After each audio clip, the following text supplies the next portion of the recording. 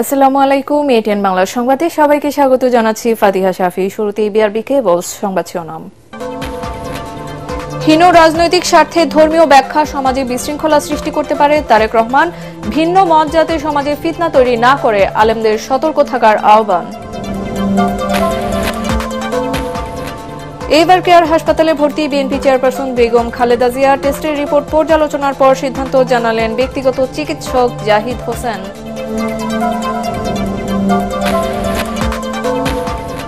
দুটি দল আসন ভাগ বাটোয়ারা করে নির্বাচন করতে চায়। অভিযোগ নাহিদ ইসলামের এনসিপির নীতি ও আদর্শের বাইরে কোনো দলের সঙ্গে জোট নয়।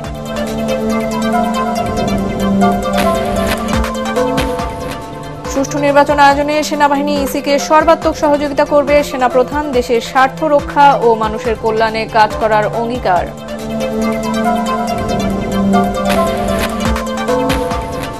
গুমের মামলায় গ্রেফতার ১৩ সেনা কর্মকর্তাকে সশরীরেই হাজির হতে হবে ট্রাইব্যুনাল।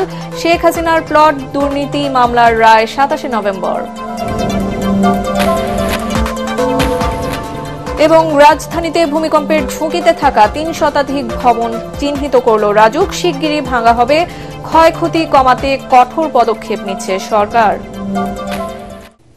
এতক্ষণ শুনছিলেন বিআরবি কেবল সংবাদ শিরোনামগুলো। এবারে চলে যাচ্ছি পুরো সংবাদে।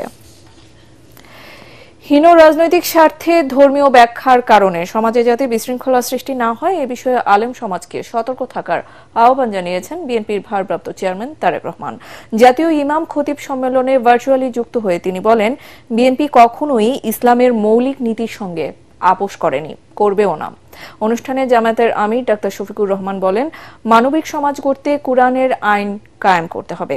এনসিপির আহ্বায়ক নাহিদ ইসলাম বলেন, দেশ গড়তে শুধু রাজনৈতিক দল নয়, আলেম ওলামাদের ঐক্য গুরুত্বপূর্ণ। কামরুজ্জামান রাজীবের রিপোর্ট। রাজধানীর চীন মৈত্রী আন্তর্জাতিক সম্মেলন কেন্দ্রে জাতীয় ইমাম খতিব সম্মেলনের আয়োজন করে সম্মিলিত ইমাম খতিব পরিষদ। এতে বিএনপি, জামায়াত ইসলাম, এনসিপি সহ অন্যান্য রাজনৈতিক দলের শীর্ষ নেতা ও আলেম ওলামারা অংশ নেন। বক্তারা বলেন, নতুন বাংলাদেশ বিনির্মাণে আলেম ওলামাদের যথাযথ মূল্যায়ন করতে হবে। এতে আলেম ওলামাদের ৭ দফা দাবিকে সমর্থন জানিয়ে এনসিপির আহ্বায়ক নাহিদ ইসলাম বলেন, দেশ গঠনের দায়িত্ব সবার, দেশকে এগিয়ে নিতে ঐক্যের বিকল্প নেই। আপনারা এসে সাথে দাঁড়িয়েছিলেন বলেই আমরা সফল হয়েছি। আমরা এখনো বিশ্বাস করি, বাংলাদেশকে এগিয়ে নিয়ে যেতে হলে, আমাদের শহীদদের আকাঙ্ক্ষার স্বপ্ন পূরণ করতে হলে আমাদের সেই ঐক্য প্রয়োজন। এ সময় জামায়াতের আমির ডাক্তার শফিকুর রহমান বলেন, আলেম সমাজ কারো করুণার পাত্র নয়, তাদের পূর্ণ মর্যাদা নিশ্চিত করতে হবে। এই দেশে আইন চলবে কোরআনের মতবাদে ইনশাআল্লাহ। কোরআন শুধু মানুষের সম্মানের গ্যারান্টি দেয় নাই, অধিকারের ওয়ারেন্টি দেয় নাই, কোরআন সমস্ত মখলুকাতের অধিকারের ওয়ারেন্টি দিয়েছে। সম্মেলনে লন্ডন থেকে ভার্চুয়ালি যোগ দেন বিএনপির ভারপ্রাপ্ত চেয়ারম্যান তারেক রহমান। প্রধান অতিথির বক্তব্যে তিনি বলেন, বিএনপি সবসময় ইসলামী মূল্যবোধের আলোকে রাষ্ট্র ব্যবস্থার পক্ষে। ধর্মের বিধিবিধান নিয়ে মতবিরোধ যাতে অনৈক্য সৃষ্টির কারণ না হয় সেদিকে সতর্ক থাকার আহ্বান জানান তিনি।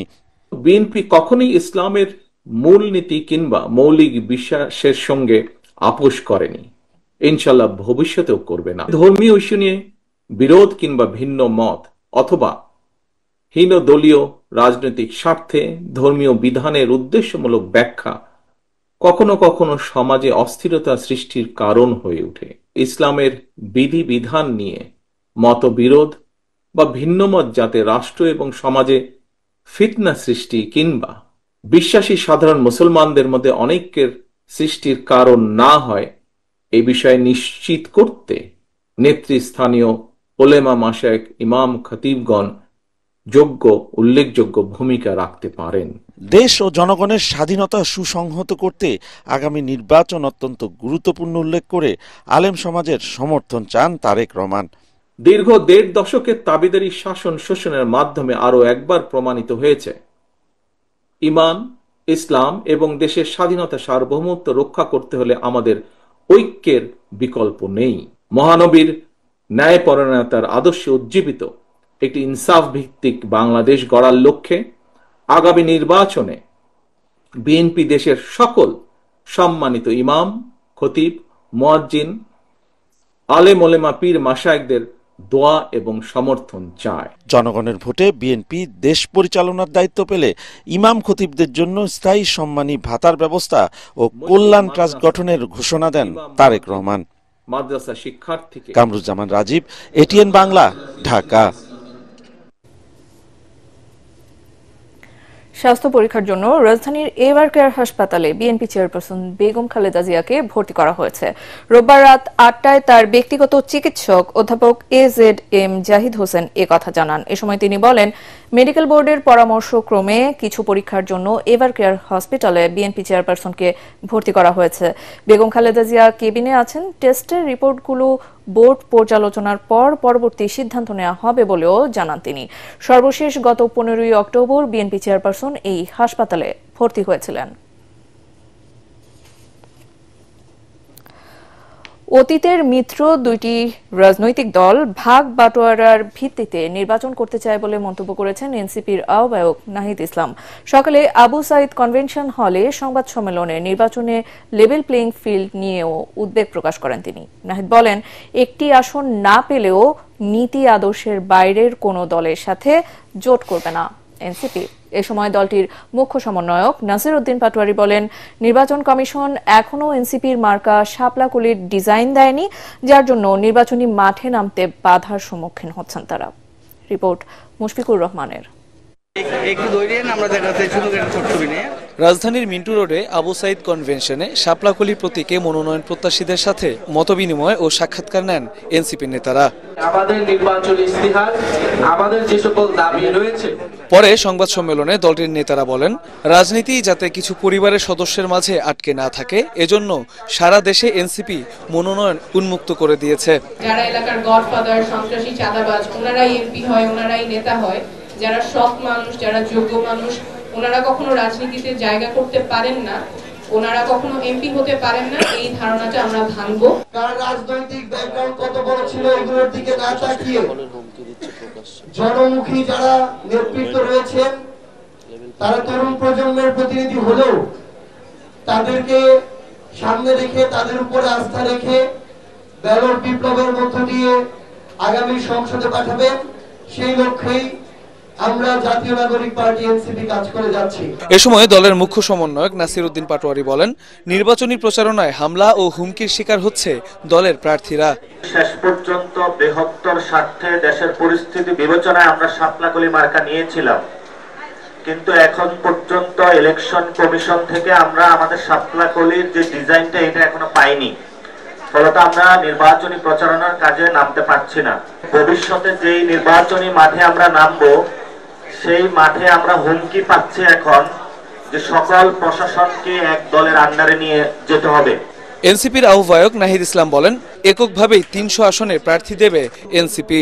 খুবই উদ্বেগ জানাচ্ছি যে নির্বাচনের জন্য যেই লেভেল প্লেইং ফিল্ড থাকার কথা, সেই ধরনের লেভেল প্লেইং ফিল্ড কিন্তু আমরা দেখতে পাচ্ছি না। সরকার এবং প্রশাসনকে যে শক্ত অবস্থানে থাকা প্রয়োজন, সেটা আমাদের কাছে মনে হচ্ছে না। এই দলগুলো এখন মুখোমুখি দাঁড়িয়েছে, একসময় তারা বন্ধু ছিল, তারা কিন্তু একটা চক্রান্ত করছে।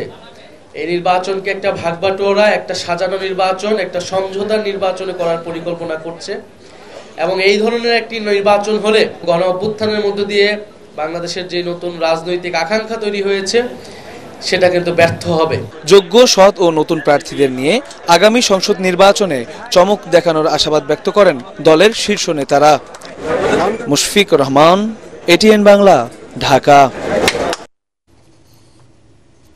দেশের আইন শৃঙ্খলা রক্ষায় এবং সুষ্ঠু ভোট আয়োজনে সেনাবাহিনী নির্বাচন কমিশনকে সর্বাত্মক সহযোগিতা করবে বলে জানিয়েছেন সেনাপ্রধান জেনারেল ওয়াকারুজ্জামান। ঢাকা সেনানিবাসের সদর দফতরে আয়োজিত এক অনুষ্ঠানে বীরত্বপূর্ণ ভূমিকা ও বাহিনীতে অসামান্য অবদানের জন্য 64 সেনা সদস্যকে পদক এবং 75 মুক্তিযোদ্ধা পরিবারকে সম্মাননা প্রদান অনুষ্ঠানে সেনাপ্রধান একথা বলেন। GM তসলিমের রিপোর্ট। সশস্ত্র বাহিনী দিবস 2025 উপলক্ষে ঢাকা সেনানিবাসের সদর দফতরের আর্মি মাল্টিপারপাস কমপ্লেক্সে সংবর্ধনা অনুষ্ঠানের আয়োজন করা হয়।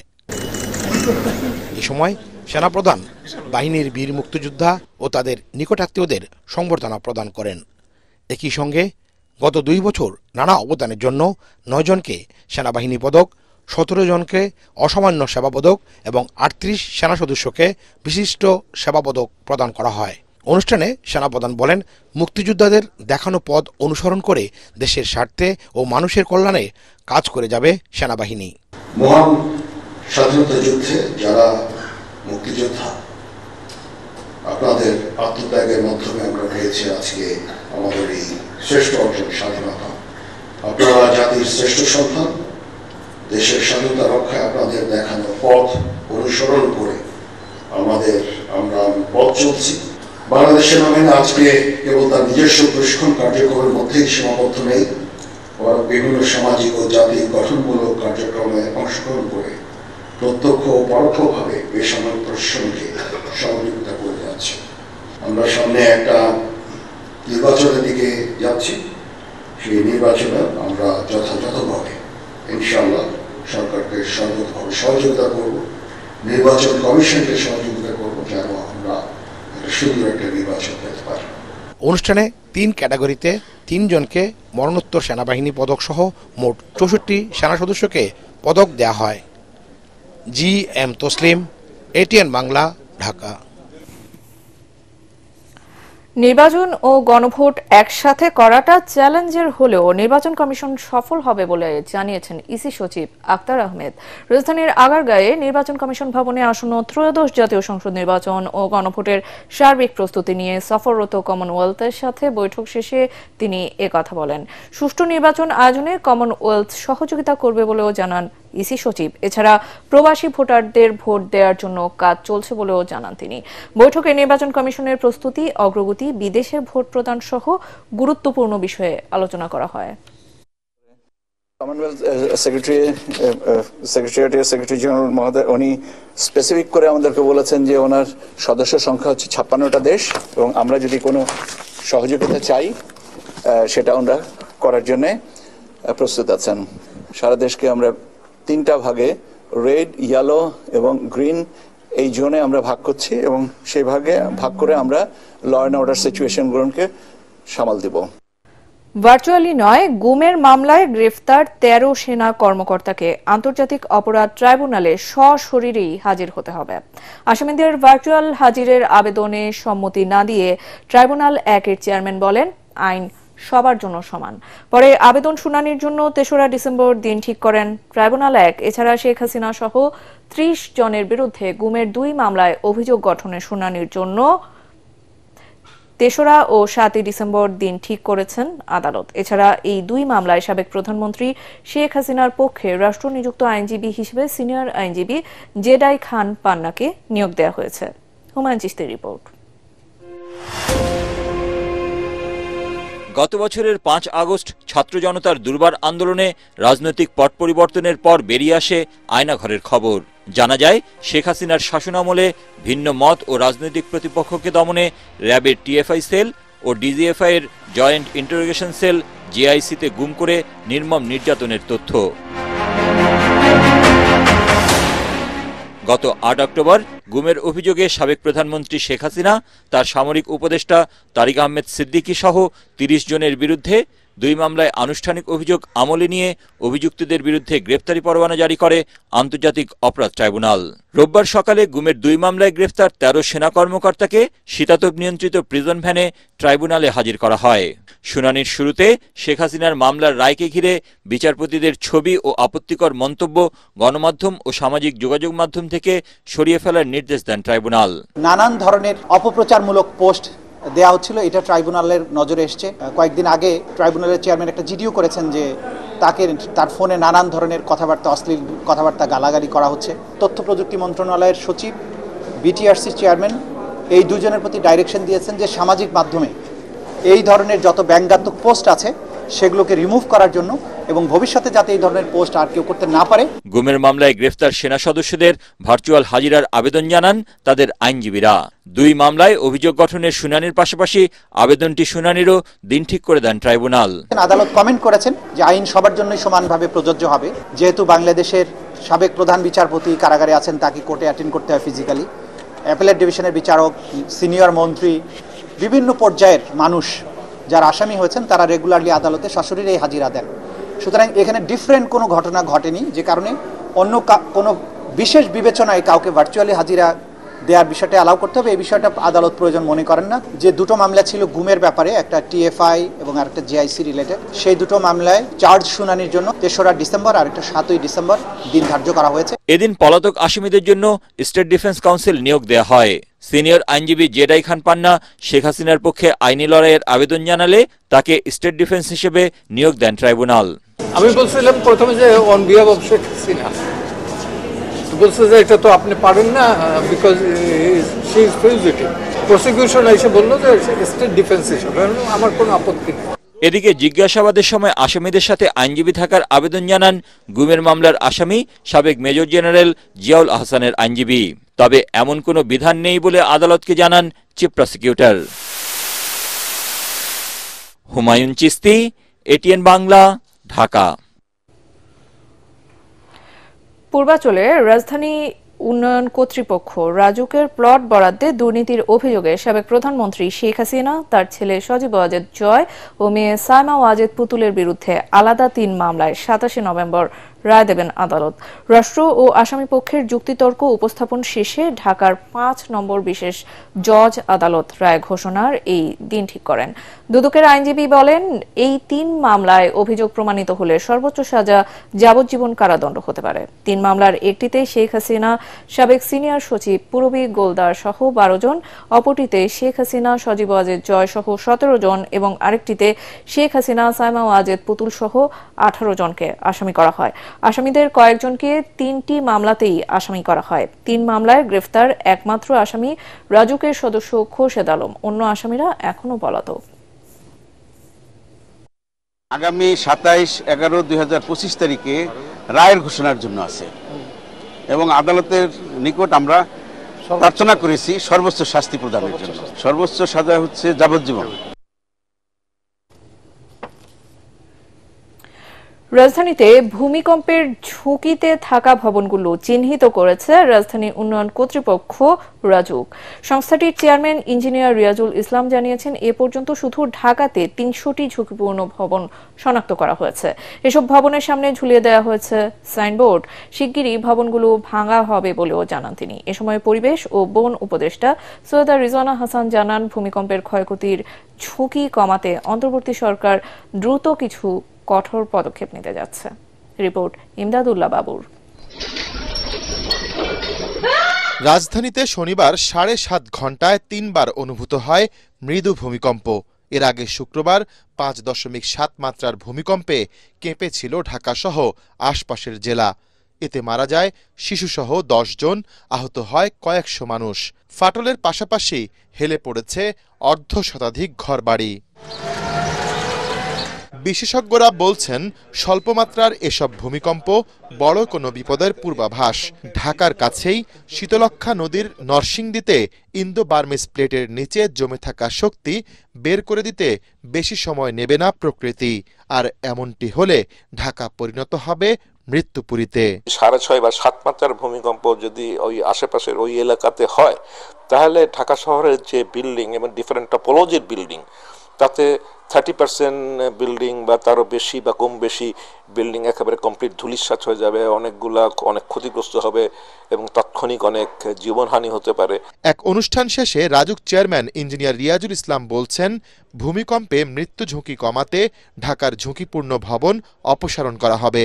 আমরা অ্যাসেস করে ফেলছি অলরেডি।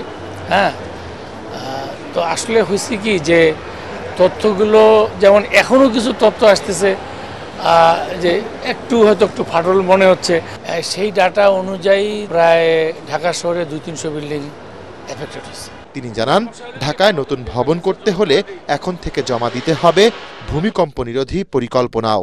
অনেক ঝুঁকিপূর্ণ বিল্ডিংকে এই যে রেট্রোফিটিং বলে একটা নাম নিশ্চয়ই আপনারা শুনতেছেন, সেটার মাধ্যমে কিন্তু এগুলোকে এই দুর্যোগ সহনীয় বা ভূমিকম্প সহনীয় বিল্ডিংয়ে রূপান্তরিত করা সম্ভব। আমাদেরকে কিছু বিল্ডিং রাখাই যাবে না, যেটা রাখলে জানমালের ক্ষতি হবে, সেগুলো ভাঙতেই হবে। সমন্বিতভাবে এই যে সিটি কর্পোরেশন, দুর্যোগ ব্যবস্থাপনা, আর্মি সবাই মিলে এই কাজটা থেকে করতে হবে। একই অনুষ্ঠানে পরিবেশ উপদেষ্টা সাংবাদিকদের বলেন, পুরান ঢাকায় জানমালের ক্ষয়ক্ষতি কমাতে কঠোর পদক্ষেপ নিতে যাচ্ছে সরকার। আমাদের ওই যে বাধা চলে আসে যে আমরা চকবাজার থেকে কেমিক্যাল ফ্যাক্টরি সরাবো না, আমরা বিল্ডিং এ সরকারের এই নিয়ম মানব না, এটা কিন্তু করা যাবে না। প্রিভেন্টিভ এবং রেসপন্সিভ দুইটা মেজার নিয়ে কথা বলতে হবে এবং প্রধান উপদেষ্টা মহোদয় নিজে এই বিষয়ে কথা বলছেন। সরকারের চিন্তা ভাবনাটা শুরু হয়েছে, খুব দ্রুততার সাথেই আমরা আশা করি কয়েকটা সিদ্ধান্ত নিয়ে আমরা কাজে করব। ব্যবহারিক প্রস্তুতিটা আমাদেরকে বাড়াতে হবে এবং সেই জন্য আমরা করণীয় নির্ধারণের কাজটা শুরু করে দিয়েছি। অন্তর্বর্তী সরকারের উদ্যোগ বাস্তবায়নে পরবর্তী নির্বাচিত সরকারও অনড় থাকবে বলে আশা করেন সৈয়দা রিজওয়ানা হাসান। পরবর্তী সরকারের জন্য যে অন্তত প্রাথমিক কি করার সেই কাজগুলো ইমদাদুল্লাহ বাবু, ATN বাংলা, ঢাকা। বিএনপি মহাসচিব মির্জা ফখরুল ইসলাম আলমগীরের সাথে বৈঠক করেছেন ভুটানের প্রধানমন্ত্রী শেরিং তোবগে। হোটেল ইন্টারকন্টিনেন্টালে এই বৈঠক দলের কেন্দ্রীয় নেতারা উপস্থিত ছিলেন। এর আগে একই স্থানে জামায়াতে ইসলামের আমির ডাক্তার শফিকুর রহমানের সঙ্গে বৈঠক করেছেন ভুটানের প্রধানমন্ত্রী শেরিং তোবগে। এই বৈঠকে দলের সেক্রেটারি জেনারেল মিয়া গোলাম পরোয়ার সহ কেন্দ্রীয় নেতারাও উপস্থিত ছিলেন। ভুটানের প্রধানমন্ত্রীর সঙ্গে আগামী নির্বাচনের বিভিন্ন ইস্যুতে আলোচনা হয় জামায়াতের প্রতিনিধি দলের। এদিকে সকালে সফররত ভুটানের প্রধানমন্ত্রীর সঙ্গে সৌজন্য সাক্ষাৎ করেন জাতীয় নাগরিক পার্টি এনসিপির নেতারা। এনসিপির আহ্বায়ক নাহিদ ইসলামের নেতৃত্বে 3 সদস্যের প্রতিনিধি দল তোবগের সঙ্গে সাক্ষাৎ করেন। এ সময় এনসিপির নেতারা নিজের স্বার্থ রক্ষা করেই দুদেশের সম্পর্ক কিভাবে আরও গভীর করা যায় তা নিয়ে আলোচনা করেন। গণ অভ্যুত্থানের চেতনায় ভবিষ্যৎ বাংলাদেশ বিনির্মাণে দুদেশের ব্যবসা বাণিজ্য এগিয়ে নেওয়ার প্রতিও গুরুত্ব আরোপ করেন তারা। এদিকে বাংলাদেশ বিনিয়োগ উন্নয়ন কর্তৃপক্ষের নির্বাহী চেয়ারম্যান আশিক চৌধুরীও ভুটানের প্রধানমন্ত্রীর সঙ্গে সৌজন্য সাক্ষাৎ করেন।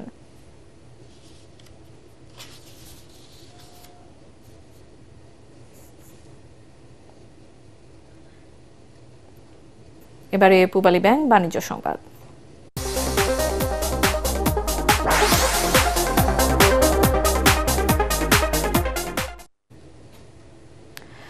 বিশ্বের নাম্বার 1 এয়ার কন্ডিশনার ব্র্যান্ড গ্রির পার্টনার্স মিট 2026 সম্প্রতি রাজধানীর একটি 5 তারকা হোটেলে অনুষ্ঠিত হয়েছে। সম্মেলনে বিশেষ অতিথি ছিলেন গ্রি গ্লোবালের assistant president Kevin Bai, AGM Ryan Zhang এবং মিস অ্যাম্বার।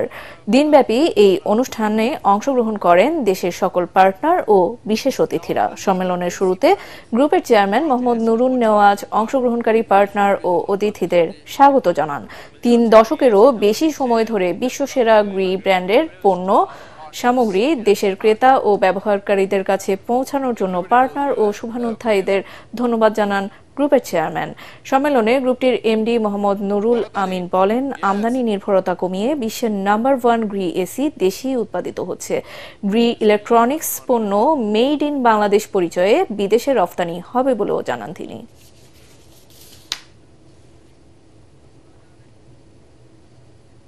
এবার অর্থ সংবাদ।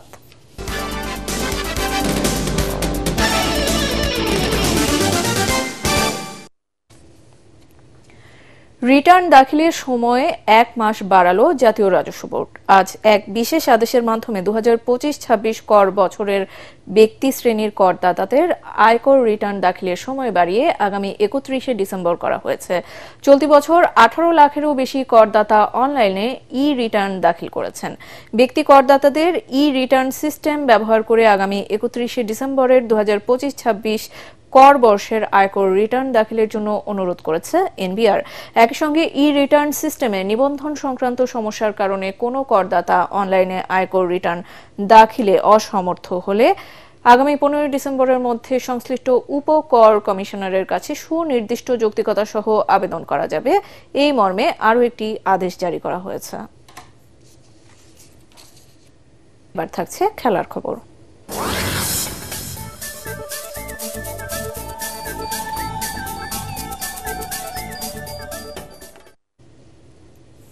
প্রথম টেস্টের পর দ্বিতীয় টেস্টেও আয়ারল্যান্ডের বিপক্ষে জয় পেয়েছে বাংলাদেশ। 509 রানের টার্গেটে নেমে দ্বিতীয় ইনিংসে 291 রানে গুটিয়ে যায় আয়ারল্যান্ড। এতে 2 ম্যাচের সিরিজে আইরিশদের হোয়াইট ওয়াশ করল টাইগাররা। প্রথম ইনিংসে বাংলাদেশের 476 রানের জবাবে 265 রানে অল আউট হয়েছিল আয়ারল্যান্ড। 4 উইকেটে 297 রানে দ্বিতীয় ইনিংস ঘোষণা করে বাংলাদেশ। পরাগ আরমানের report. From Ireland, the lower order, particularly Curtis Camphor. পুরো ম্যাচে দাপট দেখিয়েছে বাংলাদেশ, তবে শেষ দিনে মাটি কামড়ে পড়েছিলেন কার্টিস ক্যাম্পার। তা না হলে প্রথম সেশনেই জয়ের উল্লাস করতে পারত বাংলাদেশ।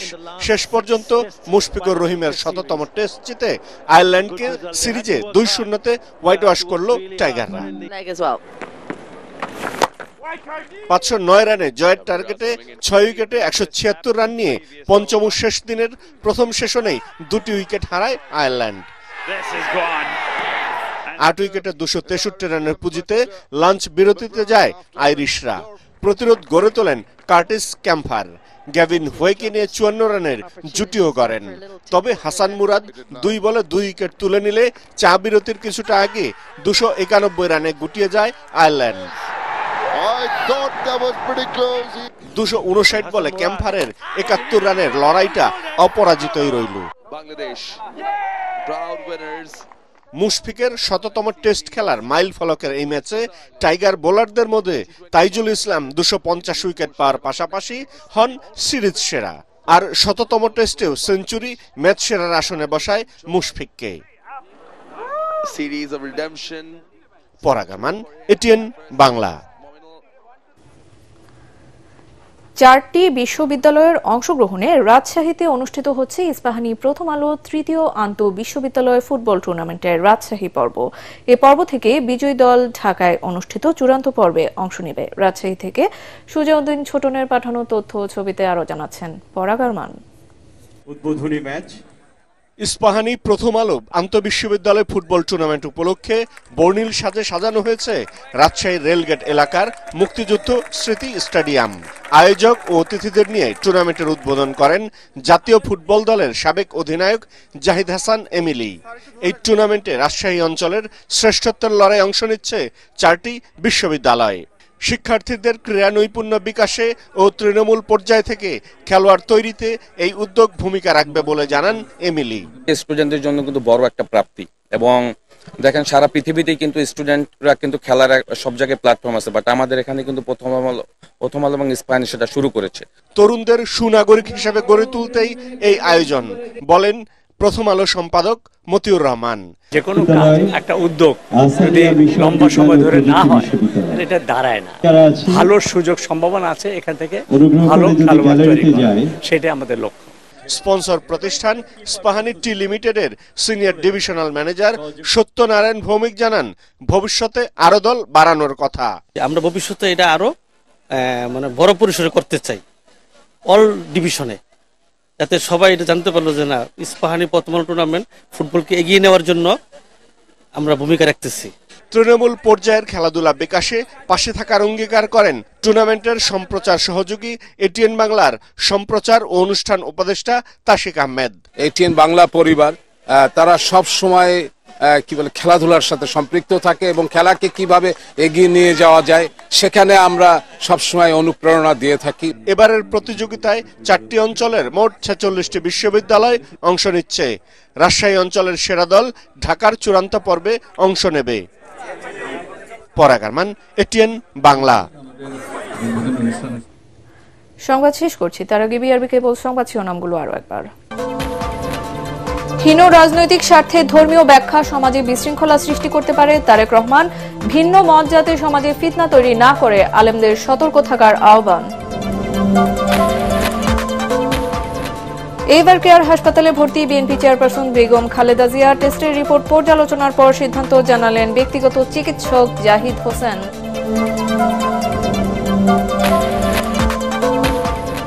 দুটি দল আসন ভাগ বাটোয়ারা করে নির্বাচন করতে চায়, অভিযোগ নাহিদ ইসলামের। এনসিপির নীতি ও আদর্শের বাইরে কোনো দলের সঙ্গে জোট নয়।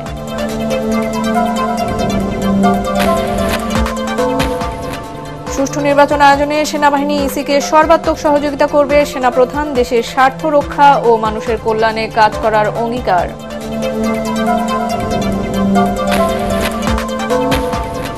গুমের মামলায় গ্রেফতার ১৩ সেনা কর্মকর্তাকে সশরীরেই হাজির হতে হবে ট্রাইব্যুনাল। শেখ হাসিনার প্লট দুর্নীতি মামলার রায় ২৭ নভেম্বর। এবং রাজধানীতে ভূমিকম্পের ঝুঁকিতে থাকা ৩ শতাধিক ভবন চিহ্নিত করল রাজুক। শিগগিরই ভাঙা হবে। ক্ষয়ক্ষতি কমাতে কঠোর পদক্ষেপ নিচ্ছে সরকার। পরবর্তী সংবাদ দেখার আমন্ত্রণ জানিয়ে এখনকার মতো শেষ করছি। এটিএন বাংলা সংবাদ ইউটিউবে দেখতে ব্রাউজ করুন youtube/ATN বাংলা নিউজ। ধন্যবাদ।